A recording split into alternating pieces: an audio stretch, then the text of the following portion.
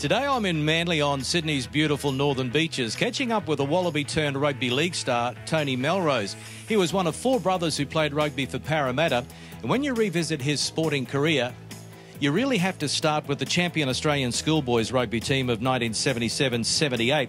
It included names like Tony Melrose, the Ella brothers, Michael Hawker, Michael O'Connor, Chris Roach and Wally Lewis.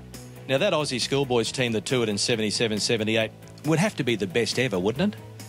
Well, I don't know about best evers. You know, it's hard to make comparisons through the years, but I suppose just based on the names of the careers of the fellows that were in that side and the amount of Wallabies and even league internationals and so forth, it was a very, very successful side, yeah. Well, you were the captain, 16 games played on that schoolboys tour. You were unbeaten, 553 points for, just 97 against. What made that team tick? Well, Jeff Mould was the coach of the side, and he'd come from Matraville, where the Ellas and 4 or 5 other boys, Charlie Lester and Warwick Melrose, played the running game, the Randwick-based game. And I suppose when we got into camp, we had some fairly naturally gifted footballers, as evidenced by where they finished up. And that was just the whole way it was, you know, throw the ball at all costs, don't kick.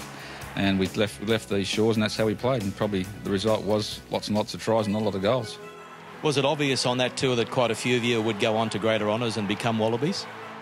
Well, it's fairly evident to me. I'd been playing grade and played against all the Wallabies and so forth in the Sydney competition. And when I stared down some of these younger guys that were playing with us in the schoolboys side, it was pretty obvious to me that, you know, Mick O'Connor and Hawker and Lewis and these guys were going to get there pretty quickly. Huge amount of talent, yeah.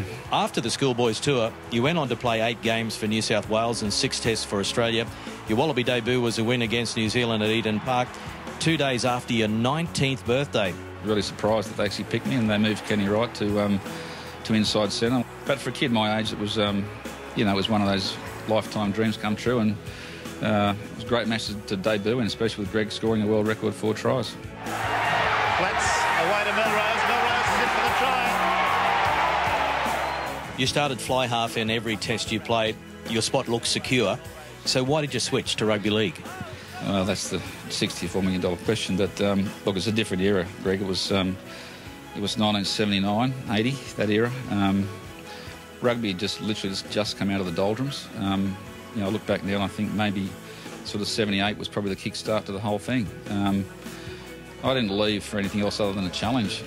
Maybe it was probably early, but most things in my footy career came pretty early, and it was a sort of a very steep curve, and I'd always thought I might go there one day, but it just came. The opportunity came. Now you're the managing partner of financial services firm Melrose Partners. How's that going? Yeah, well, it's a good business. I've had it for about 25, 30 years now. Takes up way too much time when you get old.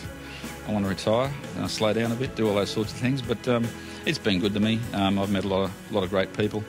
You know, friends become clients, clients become friends. So I like to think we're doing a good thing for them.